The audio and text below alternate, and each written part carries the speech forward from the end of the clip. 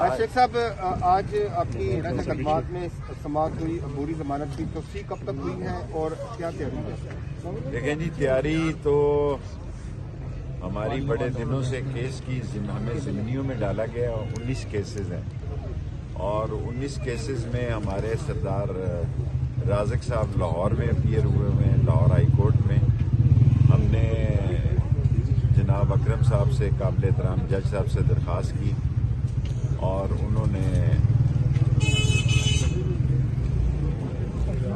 اعجاز آصف صاحب سے خصوصی درخواست کی ہے اور انہوں نے